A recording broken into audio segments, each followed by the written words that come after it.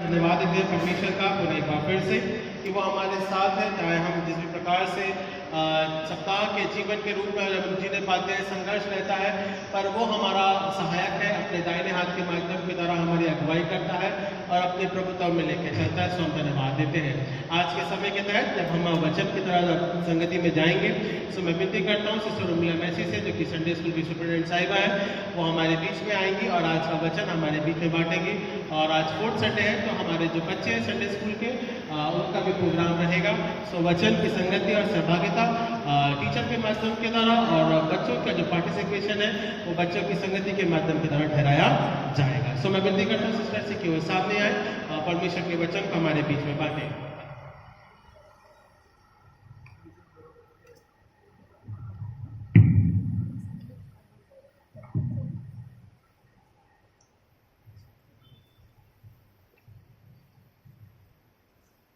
प्रभु में आप सबको जय मसीह की। जय मसीह। परमेश्वर का धन्यवाद देती हूँ सबसे पहले कि परमेश्वर ने मुझे ये आज का समय नियुक्त किया कि मैं वचन को शेयर कर सकूं, और दूसरा पास्टर साहब का धन्यवाद देती हूँ कि उन्होंने मुझे ये मौका दिया। आज का सबसे पहले मैं परमेश्वर की एक जीवित गवाही बताना चाहती हूँ। मैंने आज तक कोई गवाही नहीं दिया चर्च में, शाम को दिया है बट सुबह कभी नहीं दिया। मैं अपने जीवन की शुरुआत बताना चाहती हूँ कि मैंने किस तरीके से परमेश्वर ने मुझे अपनी सेवकाई के लिए यूज़ किया है। जब मैं ये बात है 1996 की बात है, तो परमेश्वर ने मैं शुरू से तो परमेश्वर का वचन पढ़ती थी। जब मैं 12 साल की थी तब से मैं परमेश्वर के वचन को बहुत पढ़ती थी, लेकिन मुझे इतना समझ में नहीं आता था। लेकिन कुछ समय बाद मैंने ये जीवन में सोचा था कि मैं जब बड़ी हो जाऊंगी ना, जब मैं सब कुछ समझने लग जाऊंगी, परमेश्वर के वचन को समझने लग जाऊंगी, तब मैं बपतिस्मा लूँगी। क्योंकि बपतिस्मा एक विधि है, बपतिस्मा हम ऐसे हम नहीं ले सकते। तो मैंने बड़े होने के बाद बीए के दौरान, जब मैं बीए कर रही थी, तब मैंने बपतिस्मा लिया। और परमेश्वर ने मुझे 1996 में मुझे परमेश्वर, जो हम लोग प्रभु भोज लेते हैं ना, बपतिस्मा की अभी प्रभु भोज लेते हैं हर संडे को, तो परमेश्वर ने मुझे उस काम के लिए सबसे पहले इस्तेमाल किया। अभी तो रेडीमेड आता है, लेकिन पहले क्या होता था कि हाथ से बनाया जाता था। तो परमेश्वर ने मुझे वो सेवकाई दी थी। वो कम्युनिटी का सारा सामान मैं बनाती थी और पूरा टेबल वगैरह सब मैं परमेश्वर की सेवकाई के लिए यहाँ ये करती थी चर्च में। तो परमेश्वर ने मेरी सेवकाई यहाँ से स्टार्ट की, और परमेश्वर ने फिर मुझे सुसमाचार प्रचार करने के लिए दिल्ली में चूज़ किया, जबकि मैं रहती हूँ बॉम्बे में। लेकिन परमेश्वर ने मुझे दिल्ली में इस्तेमाल किया। वो भी वहाँ पर महिला मंडल 4 बजे रात को उठकर प्रार्थना करती है, मालूम, 4 बजे रात को। और जब मैं दिल्ली गई तो मेरे मम्मी पापा का वेडिंग एनिवर्सरी था, और वहाँ पर मैंने गवाही दिया था। तो उन लोगों को शायद अच्छा लगा और उन्होंने मुझे ये अपॉर्चुनिटी दिया कि हमारे चर्च में आकर और ये आपको वचन शेयर करना है।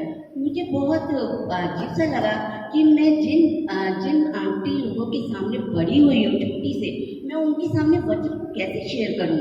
लेकिन परमेश्वर का धन्यवाद हो कि परमेश्वर ने मुझे इस चीज़ के लिए तैयार किया, और मैं वचन को 4 बजे रात को उठकर, जबकि मैं 4 बजे नहीं उठ पाती हूँ, मैं 5 बजे उठती हूँ। लेकिन परमेश्वर का धन्यवाद हो कि परमेश्वर ने सेवकाई के लिए मुझे वहाँ पर इस्तेमाल किया। आइए हम अपने परमेश्वर के वचन की ओर जाते हैं। सबसे पहले प्रार्थना करते हैं। धन्यवाद अनुग्रहकारी परमेश्वर, आपके नाम की स्तुति आराधना करते प्रभु जी। आपने हमें जीवित रखा, स्वस्थ रखा, आपके भवन में लेके आए, इसके लिए धन्यवाद देते हैं। धन्यवाद देते प्रभु जी आपके वचन के लिए कि जो भी मेरे मुख से आपका वचन निकले प्रभु जी, मेरे मुख को प्रभु जी आप स्पर्श कीजिएगा प्रभु जी। मेरे मन सोच विचार को प्रभु जी आपके हाथों में देते। आज का वचन प्रभु जी किसी के जीवन में प्रभु जी उज्जवल आशीष का कारण हो सके प्रभु जी। प्रार्थना करते हैं आज के वचन के लिए, सुनने वालों के लिए, बोलने के लिए प्रभु सामर्थ्य शक्ति देना, आशीषित करना। प्रार्थना परमेश्वर मसीह के नाम से मांगते हैं, आमीन। सबसे पहले मेरा जो टॉपिक है आज वो बाइबल है। बाइबल, पवित्र बाइबल। तो हम उत्पत्ति से ही देखते हैं कि परमेश्वर ने आकाश और पृथ्वी की रचना की। उत्पत्ति 1:1 में लिखा है। मानव जाति को अपने स्वरूप में बनाया और अपनी समानता में बनाया ताकि परमेश्वर हमारे साथ संगति कर सके, क्योंकि परमेश्वर शुरू से चाहते थे एक मानव से अपनी संगति करने के लिए। परमेश्वर ने इस सृष्टि को बनाया, लेकिन मुंह से कहकर परमेश्वर उनके साथ संगति नहीं करते। हम मानव जाति से अपनी संगति करना चाहते थे, सहभागिता करना चाहते थे, वाद विवाद करना चाहते थे, लेकिन क्या हुआ? परमेश्वर और मनुष्य के बीच में पाप आ गया, जिसके कारण परमेश्वर और मनुष्य का संबंध टूट गया और मानव जाति में क्या हुआ? पाप ऑटोमेटिक फैल गया। और हम देखते हैं कि परमेश्वर ने जब हमें अपनी स्वरूप में, अपनी समानता में बनाया, तो हमारे लिए न्याय भी रखा है। इसके लिए परमेश्वर क्या चाहते थे कि हम मनुष्य का नाश ना हो। इसके लिए परमेश्वर ने बहुत सारे प्रॉफिट्स को, सबको भेजा, भविष्यवक्ताओं को और बाप दादाओं से थोड़ा थोड़ा करके बातें की, लेकिन उसमें मानव जाति को उद्धार नहीं मिल सका, ना पाप से छुटकारा मिल सका। तो परमेश्वर ने क्या किया? जब परमेश्वर की हम प्यारी रचना है, तो जब हम अपने घर में देखते हैं कि जब हमने जो उत्पन्न किया हमारा परिवार है, तो हम उसको प्रोटेक्ट करते हैं ना। बच्चे गड़बड़ करते हैं, लेकिन फिर भी हम उनको प्यार करते हैं, हम उन्हें संभालते हैं। तो वैसे ही परमेश्वर हमारा स्वर्ग के पिता है, तो उन्होंने क्या किया? हमारे लिए परमेश्वर ने अपने प्रिय पुत्र यीशु को भेज दिया, जो कि हम यूहन्ना 1:1 में पढ़ते हैं कि आदि में वचन था, वचन परमेश्वर के साथ था और वचन परमेश्वर था और वो देहधारी हुआ। परमेश्वर का वचन देहधारी हुआ। कैसे? परमेश्वर खुद इस पृथ्वी पर आ गए हमें मानव जाति को पाप से छुटकारा देने के लिए, यीशु मसीह। और हम देखते हैं कि परमेश्वर ने मलाकी से लेकर मत्ती तक किसी से बात नहीं की, क्योंकि परमेश्वर मनुष्य से रूठा हुआ था। और हम देखते हैं 400 साल परमेश्वर ने मनुष्य से बात नहीं किया। इसके लिए परमेश्वर बहुत निराश हुए कि अब क्या करूं? मैं तो मानव जाति को पाप से छुटकारा देना चाहता हूँ। इसके लिए परमेश्वर खुद इस दुनिया में मनुष्य का रूप धारण करके यीशु मसीह, जो हमारे पापों से हमें छुटकारा देते आ गए। हम मत्ती में पढ़ते हैं, मत्ती 1:1 में कि 14 पीढ़ी के बाद आए, है ना। अगर हम बोलेंगे कि यीशु मसीह कब आए, तो हम बोल देते जनरली 14 पीढ़ी के बाद आए, लेकिन यीशु मसीह 14 पीढ़ी के बाद नहीं आए, 42 पीढ़ी के बाद आए।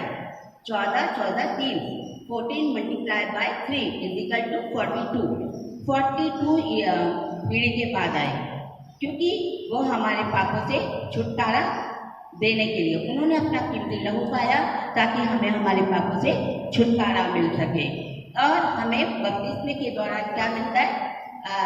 पवित्र आत्मा मिलता है, जो कि हमें प्रोटेक्ट करती है, जो कि हमारी सहायता करती है, हमें बताती है कि हमें किस मार्ग पर चलना है।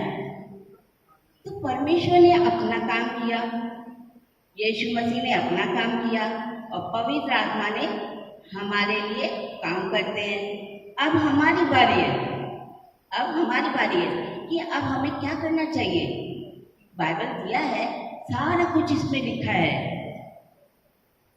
परमेश्वर ने अपने आप को 2 रूप से प्रकट किया है, एक तो यीशु मसीह के द्वारा और एक बाइबल के द्वारा। बाइबल में जो जीवित वचन है, उसके द्वारा परमेश्वर ने हमसे बातें की है। तो क्या हमें पता होना चाहिए ना कि हमें बाइबल किस रीति से पढ़ना चाहिए। परमेश्वर का वचन पढ़ने का हमारे जीवन में मकसद क्या है, वो हमें जानना बहुत ज़रूरी है। तो हमें सबसे पहले अपने लक्ष्य को देखना पड़ेगा, बनाना पड़ेगा। हम लक्ष्य बनाते हैं ना, प्लानिंग करते हैं कि हमें वहाँ जाना, ट्रेन में जाना, कपड़े ये पहने, वहाँ ये सब है ना, प्लान करते हैं। तो हम गाड़ी लेते हैं, घर लेते हैं और रोड पे गाड़ी चलाने के लिए एक लाइसेंस भी लेते हैं, है ना, जो कि लर्निंग लाइसेंस होता है। फिर परमानेंट लाइसेंस लेते हैं, फिर ट्रैफिक में कैसे चलना है, ये सब हम क्या करते हैं, पक्के पेपर तैयार करते हैं, पक्के पेपर तैयार करते हैं ताकि हमें कोई अड़चन ना आए, उसकी छानबीन करते अच्छी तरीके से। तो क्या जो परमेश्वर का जीवित वचन है, तो हमें नहीं पता होना चाहिए कि वचन में क्या लिखा है। जब हमें वचन हम पढ़ते हैं तभी हमें पता चलता है कि वचन में क्या लिखा है। भजन संहिता 119 में 105 में लिखा है, तेरा वचन मेरे पाँव के लिए दीपक और मेरे मार्ग के लिए उजाला है। ये सब वचन हमारे लिए है, क्योंकि परमेश्वर क्या बार बार क्या बोलते हैं, परमेश्वर ने कहा, परमेश्वर ने कहा, हर वचन में यही कहते हैं। हमें वचन दूसरों के लिए नहीं है, हमारे लिए। तो हमें परमेश्वर का वचन पढ़ना है। तो दूसरा तिमोथेयुस हम पढ़ते हैं, जो कि आज का हमारा चैप्टर था। दूसरा तिमोथेयुस 3:16-17। संपूर्ण पवित्र शास्त्र परमेश्वर की प्रेरणा से रचा गया है और शिक्षा, धारणा और धार्मिकता शिक्षा के लिए उपयोगी, और जिससे कि परमेश्वर का भक्त प्रत्येक भले काम के लिए कुशल और तत्पर हो जाए। तो ये बाइबल का जो बाइबल में जो लिखा है, हमें सुधारने के लिए, हमारे लिए शिक्षा और हमें किस तरीके से चलना है, ताड़ना भी लिखी है। तो ये वचन हमें पढ़ने से ही क्या होता है, जानकारी हासिल होती है। तो हमें वचन पढ़ना चाहिए। अब हमें क्या करना है, हमारे जीवन, पाप हमारे जीवन को दर्शाता है। तभी हम क्या सोचते हैं कि बाइबल में बहुत सारे हमारे लिए क्वेश्चन रहते हैं।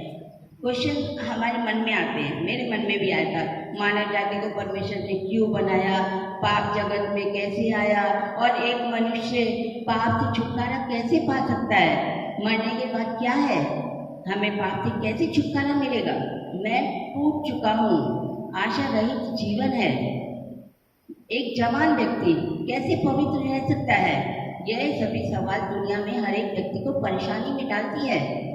परमेश्वर का वचन हमें कैसे पढ़े कि समझ में आ जाए, क्योंकि परमेश्वर का वचन क्या है, एक जलती हुई आग है, हथौड़े के समान है, जो चट्टान के टुकड़े टुकड़े कर देती है। और परमेश्वर का वचन एक दर्पण है, और परमेश्वर का वचन एक बीज का काम करता है, जो हमें मार्गदर्शन करता है। परमेश्वर का वचन एक दो-धारी तलवार के समान है। परमेश्वर का वचन शक्तिशाली है। तो परमेश्वर का वचन इतना सब कुछ काम करता है, तो हमें वचन को किस तरीके से पढ़ना चाहिए। आइए हम वचन को किस तरीके से पढ़ना चाहिए हम देखते हैं मत्ती 6:6 में।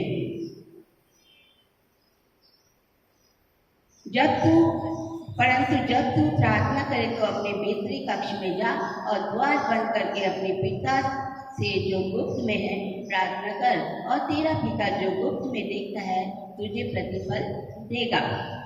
तो जो हमें प्रार्थना करने का तरीका है, परमेश्वर ने यहाँ पर बताया है कि पहले तो हमें एक शांत जगह पर पढ़ना है, अपने मन को शांत करना है, अपने मन को शांत करना है और शांत जगह पर बैठना है, ताकि हमारा ध्यान इधर उधर ना भटके। एक विश्वासी को बाइबल पढ़ना उतना ही आवश्यक है जितना कि एक इंसान को हेल्दी रहने के लिए, ताकत पाने के लिए खाने की ज़रूरत पड़ती है। और हम खाने को चबा चबा के खाते हैं, ऐसे निगल नहीं जाते हैं, चबा चबा के खाते हैं। तो क्यों चबा के खाते हैं? ताकि हमारा डाइजेस्ट हो जाए और हमारा स्टमक हेल्दी रहे। तो वैसे ही हमें परमेश्वर के वचन को धीरे धीरे एक एक शब्द पर फोकस देना जरूरी है, ताकि हम एक एक वचन को समझकर अपने जीवन में परमेश्वर की आत्मिक रूप से ताकत को प्राप्त कर सके। बाइबल को पढ़ने से पहले छोटी सी प्रार्थना जरूर करना चाहिए, और बाइबल को जब हम खत्म करते हैं तो हम क्लोजिंग प्रेयर करना चाहिए। बाइबल को पढ़ते समय ये ना सोचे कि हमें खत्म करना है, हमें खत्म करना। हम सोचते हैं ना, अरे इसने इतने बार बाइबल पढ़ा, उसने इतने बार बाइबल पढ़ा, तो मैं भी खत्म करूँगा, मैं भी खत्म करूँगी। ऐसा नहीं मेरे प्रियो, बाइबल को हमें धीरे धीरे आहिस्ता आहिस्ता समझ के पढ़ना है, ताकि हमें बाइबल को अपने जीवन में उतार सके। बाइबल को हमेशा कॉन्टेक्स्ट में पढ़ें। कॉन्टेक्स्ट में मतलब क्रम अनुसार पढ़ें, एक अध्याय वाइज, आयत वाइज, ऐसा नहीं कि आज चैप्टर हमने बाइबल को खोला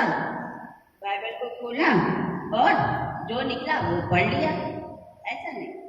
एक विश्वासी जो होता है वो बाइबल को कॉन्टेक्स्ट में पढ़ता है, क्योंकि एक विश्वासी की पहचान वचन को पढ़ने के द्वारा है। तो हमें वचन को क्रम अनुसार पढ़ना जरूरी है। और जब बाइबल हम पढ़ते हैं ना, जहाँ पे खत्म हो जाती है, या तो उसको पेन से निशान लगा दो, या फिर जो बाइबल के अंदर रिबन होते हैं ना, किसी में 1 होते, किसी में 2, किसी में 3 भी रहते हैं, तो हमें बाइबल पे निशान लगाना, ताकि हम नेक्स्ट डे से उसको वापस से पढ़ सके। नेक्स्ट जगह से जो भी हमने वचन पढ़ा है उसको हमें नोट डाउन करना है कि वचन से आज हमने क्या शिक्षा प्राप्त की है, वचन से हमने क्या सीखा है, ये क्या सीखा है, क्या आशीष मिली है, क्या परमेश्वर हमसे बोलना चाहते हैं, क्या हमें कमांड दे रहे हैं, क्या हमें आज्ञा दे रहे हैं। ये हमें वचन को लिखना पड़ेगा, क्या दोनों चीजें।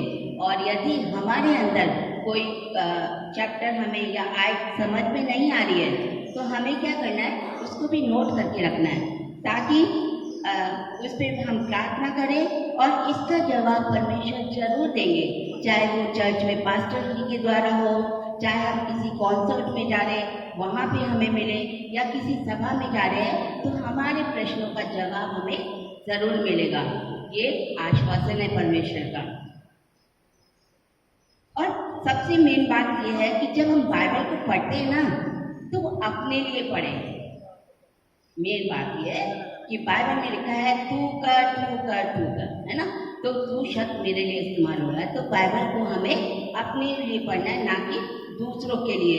जब कभी हम ऐसा पढ़ते ना, तो हम पढ़ते ना फैमिली के लिए पढ़ते हैं, अपनी वाइफ के लिए या बच्चे के लिए पढ़ते हैं, तो हम क्या कहते हैं, तेरे लिए वचन है। वाइफ कहेगी नहीं, हस्बैंड तेरे लिए वचन है। बच्चे माँ बाप कहेंगे बच्चे तेरे लिए वचन है। बच्चे कहेंगे नहीं, देखो ना माँ बाप के लिए ये वचन लिखा है। नहीं, ये वचन हमारे लिए। पहले हम अपना सुधार करेंगे, पहले हम वचन को अच्छी तरीके से मनन करेंगे, और वचन को मनन करने से क्या होता है, हम विश्वास में बढ़ते जाते हैं। जब जैसे जैसे हमारे विश्वास का स्तर बढ़ता जाता है, उसी तरीके से परमेश्वर अपने वचन का भेद हम पर प्रकट करते हैं। वचन का भेद को जानना बहुत इम्पोर्टेंट है, वरना ऐसा फॉर्मेलिटी के लिए बाइबल को नहीं पढ़ना है। परमेश्वर के भेद को जानने के लिए हमें वचन की गहराई में उतरना पड़ेगा। तो हमें वचन को बार बार पढ़ना पड़ेगा। परमेश्वर के वचन आत्मा सच्चाई के द्वारा पढ़े, बीच बीच में से हमें नहीं पढ़ना है। अगर हमें ज्ञान है कि हम बाइबल को पढ़ सकते बीच बीच में से, अगर हमने बाइबल को 15 से 20 बार पढ़ा है, तो हम बीच में से पढ़ सकते हैं, क्योंकि हमें पता है ऊपर क्या लिखा है, नीचे क्या लिखा है, कॉन्टेक्स्ट में, क्रम अनुसार। क्योंकि कभी कभी क्या होता है, मैंने एक बात को सुना था कि एक नया विश्वासी था, उसने क्या बोला, चलो हम बाइबल को पढ़ते और देखते हैं कि परमेश्वर ने मेरे लिए क्या वचन दिया है। तो उसमें मालूम है क्या निकला, कि कोई परमेश्वर है ही नहीं, कोई परमेश्वर है ही नहीं, जबकि परमेश्वर सब कुछ है। परमेश्वर ने सृष्टि को बनाया, हम मानव जाति को बनाया, सब कुछ बनाया, परमेश्वर की देन है सब कुछ। और ये ऊपर में क्या लिखा है वो नहीं पढ़ा, ऊपर लिखा है मूर्ख ने अपने मन में कहा कि कोई परमेश्वर है ही नहीं। इसके लिए हमें बाइबल को ध्यान से और क्रम अनुसार एक एक शब्द पर फोकस देना बहुत इम्पोर्टेंट है। दूसरा हम एक और देखेंगे कि बाइबल को अगर जैसे मैंने खोला और उसमें निकला यहूदा इस्करियोती ने आत्महत्या कर ली, फांसी दे दी। मैं बोली नहीं, ये वचन मेरे लिए नहीं। फिर वापस से खोलूंगी तो उसमें लिखा है तुम भी ऐसा करो। क्या मैं ऐसा करूंगी? क्या मैं ऐसा कर सकती हूँ? नहीं, मैं आत्महत्या नहीं करूंगी। ये मेरा खुद का डिसीजन है, मैं आत्महत्या नहीं करूंगी। तो इसके लिए परमेश्वर के वचन को क्रम अनुसार पढ़ना बहुत ज़रूरी है, प्रार्थना पूर्वक। यदि हम परमेश्वर के वचन को प्रार्थना पूर्वक पढ़ते हैं तो परमेश्वर हमारी अगुवाई करते हैं। और परमेश्वर का जो वचन है बाइबल, वो 2 भाग में डिवाइड है, एक नया नियम और एक पुराना नियम। नया नियम जो है यीशु मसीह जब इस जगत में आए थे उसके बाद लिखा गया, लेकिन जो पुराना नया नियम है वो परमेश्वर यीशु मसीह के आने से पहले का है, जब परमेश्वर ने सृष्टि को बनाया था उससे पहले का है। तो हमें क्या करना है, कोई भी नया व्यक्ति आता है, प्लीज़ मेहरबानी से करके आप उनको कभी भी ना बताएं कि आप ओल्ड टेस्टमेंट पढ़ें। नहीं, एक नए विश्वासी को हमेशा प्रेरित करें कि वो नए नियम में से पढ़े, मत्ती, मरकुस, लूका, यूहन्ना, क्योंकि ये आशीषित वचन है। जो यीशु मसीह जब इस जगत में थे तो उन्होंने ये वचन हमें दिए थे, हमारे लिए। उसमें परमेश्वर यीशु मसीह ने चमत्कार किया है, बहुत सारे काम किए, सुसमाचार प्रचार किया है। तो हमें नए इंसान को कभी भी नहीं बोलना है कि हमें पुराना नियम पढ़ो तुम। नया नियम पढ़ने के लिए हमें उन्हें उकसाना है, प्रेरित करना है। और एक बात और बताना चाहती हूँ कि जैसे मैंने उड़ाऊ पुत्र का स्टोरी पढ़ा, एक स्टोरी मैंने पढ़ा जो कि लूका 15 में लिखा है, 10 से लेकर लूका 15 में लिखा है। तो उसमें लिखा है, आप सब जानते हैं स्टोरी, अभी बोलिए। मैं ये बताना चाहती हूँ कि जो कॉन्टेस्ट में हमने पढ़ा पूरा स्टोरी, तो उसमें लिखा है, 4 भाग में लिखा है, परमेश्वर का प्रेम, शिक्षा, कन्फेस, मतलब अपने पापों को मान लेना। फिर परमेश्वर ने अपना पुत्र बनाया, है ना। तो हमें एक चीज़ का और उसके पाप को क्षमा करके क्या किया, परमेश्वर ने उद्धार दे दिया। तो 4 चीज़ों को जैसे हम बाइबल पढ़ते हैं तो हम उसको 4 हमें देखना है। एक एग्जाम्पल दिया है, हमें देखना है कि ये परमेश्वर का वचन जो हमने पढ़ा है, क्या वो हमसे बातें कर रहा है। परमेश्वर का प्रेम के बारे में जानना है, परमेश्वर की शिक्षा के बारे में जानना है, परमेश्वर हमसे क्या बात करना चाहते हैं, क्या आज्ञा दे रहे हैं, क्या ताड़ना दे रहे हैं हमको, और परमेश्वर वचन के द्वारा हमसे क्या बात करते हैं। तो ऐसे हमें करना चाहिए। अब हमें ना इन सब चीज़ों के लिए ना भोर की प्रार्थना करना बहुत इम्पोर्टेंट है। भोर की प्रार्थना प्रभु यीशु मसीह ने तो कभी भी किया, शाम को किया, दोपहर में, शाम को, सुबह में किया। तो भोर की जो प्रार्थना होती है ना, परमेश्वर का वचन कहता है यिर्मयाह 33:3 में कि तू मुझसे प्रार्थना कर और मैं तेरी सुनकर तुझे गूढ़ बातें बताऊंगा जिन्हें तू अभी नहीं जानता। तो हमें क्या करना है, परमेश्वर से प्रार्थना करना है कि हे प्रभु मेरी मदद करो, वचन को पढ़ने के लिए, समझने के लिए मार्गदर्शन कीजिए, ताकि मैं भी वचन के अनुसार अपने जीवन को सुधार सकूं। परमेश्वर सुधारते हैं, लेकिन स्टार्ट हमें उठाना है, ये बाइबल के वचनों के द्वारा। तो भोर की प्रार्थना बहुत आशीषित होती है, हमारे जीवन को बहुत आशीषित करती है और उन्नति के लिए होती है। सुबह का प्रार्थना बहुत इम्पोर्टेंट है।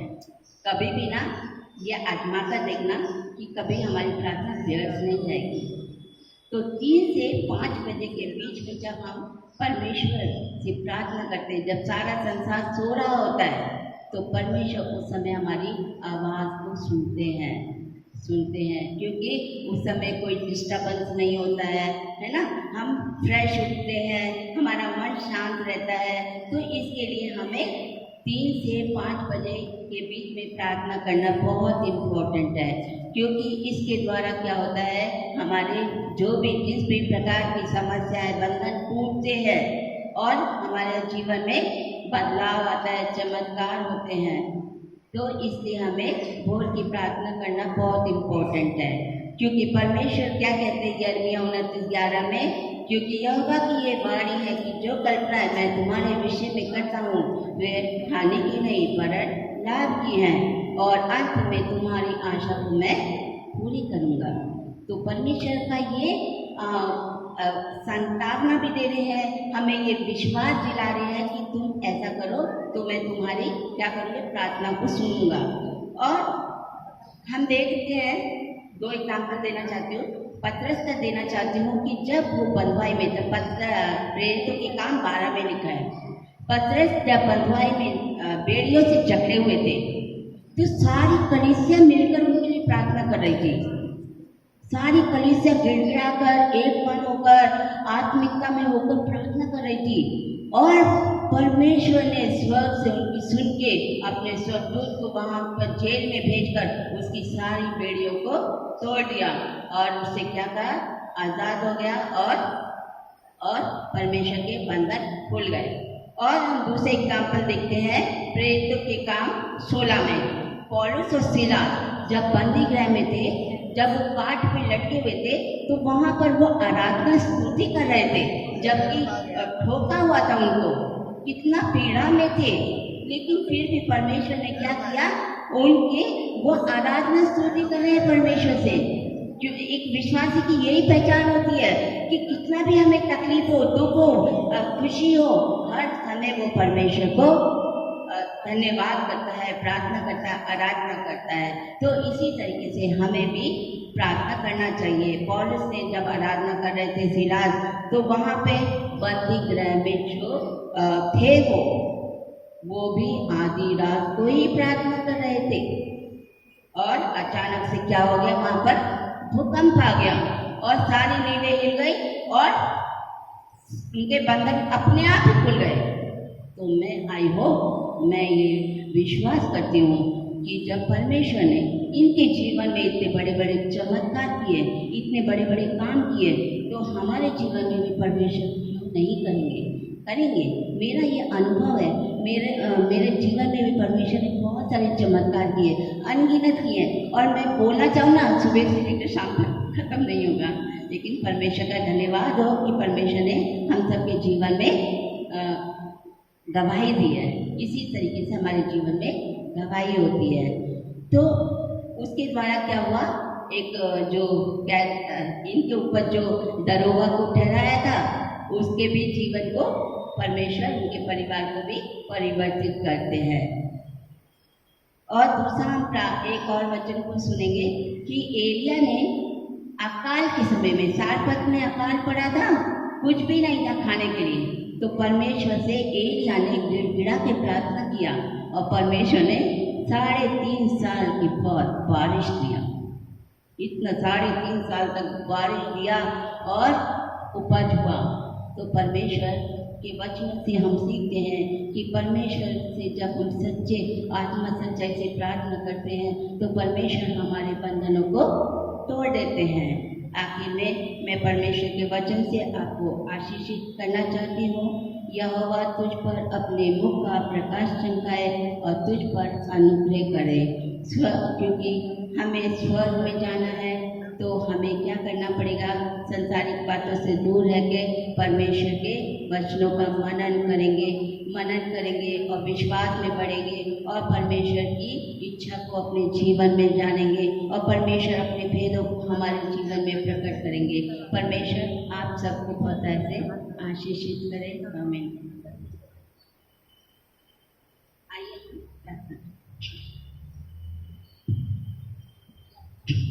तुझे जकड़े सारे बंधन आज खुल जाएंगे, सफलता को रोकने वाली टूटेंगी जंजीरें, तेरे दर्शन सारे सच हो जाएंगे, लाभदायक दरवाजे तेरे लिए खुल जाएंगे।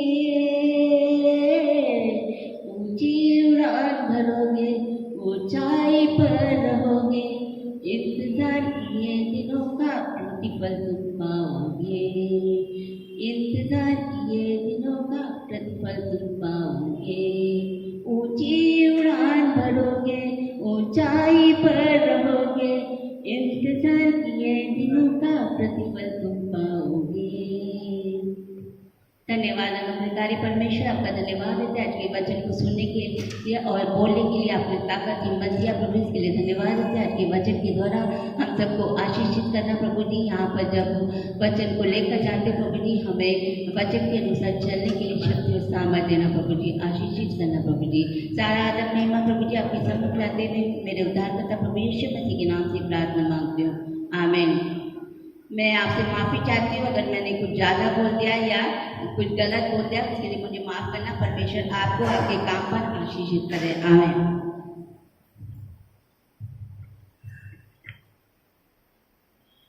सो हम धन्यवाद देते हैं परमेश्वर के वचन के माध्यम के द्वारा जिस प्रकार से वो प्रकाशित करता है। संडे स्कूल के बच्चों को आप ले आइए ताकि हम उसका प्रोग्राम जिस प्रकार से रहेगा हम तैयारी करेंगे।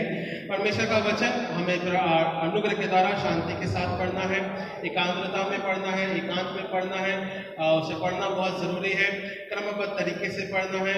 और वचन जो है पहले हमारे लिए किस प्रकार से प्रकाशित करता है, ये 4 बातें हमारे जीवन में सोचने और विचार करने की बात है कि हम किस भले ही छोटा सा वचन है या हम कह सकते हैं एक साधारण सा वचन जिस प्रकार से बहन ने शेयर किया है, पर बहुत लाभदायक, क्योंकि जीवन में यही काम आने वाला है ना, दूसरा कुछ नहीं काम आने वाला है।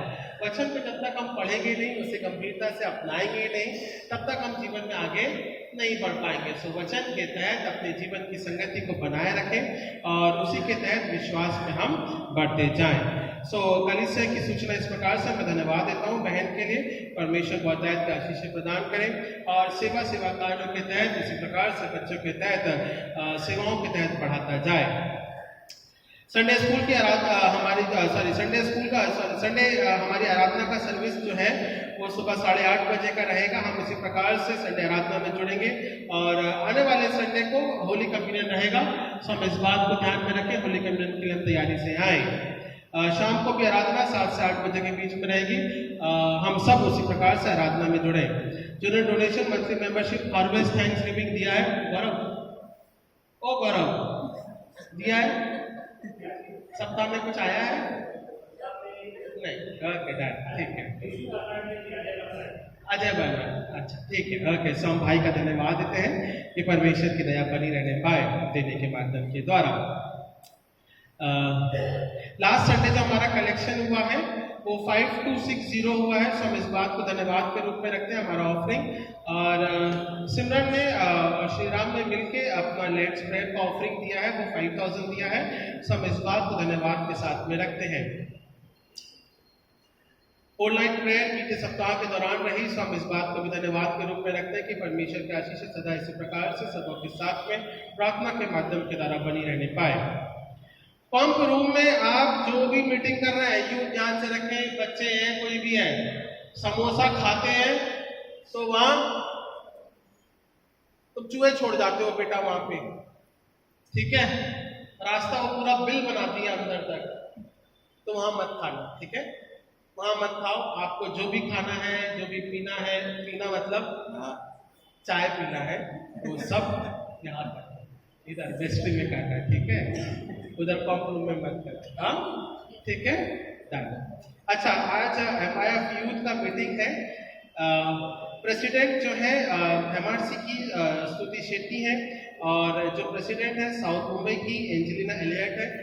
वो रिया से और आप सभी बच्चों से मिलने जब आती हैं तब आप अपनी योजनाओं को, चर्च में सहभागिता किस प्रकार से है, क्या प्रोग्राम्स हैं, क्या आने वाले समय में प्रोग्राम्स हैं, वो आप डिस्कस कर सकते हैं एज पर योर, और जो भी कुछ अगर अपडेट रहेगा वो आप मुझे पता करें ताकि हम उसको एग्जीक्यूट कर ले पाए, ठीक है। अच्छा, आज भयंकर आया है नहीं? आज तो सुबह जल्दी उठा, पकड़ा होगा 8:30 की ट्रेन, 9 बजे पहुंचा होगा ग्रैंड रोड, 10:30 बजे तक तो इधर आ गया है ना। सुबह जल्दी उठा है ना, कहने का वचन के तहत बहुत जरूरी है, ठीक है।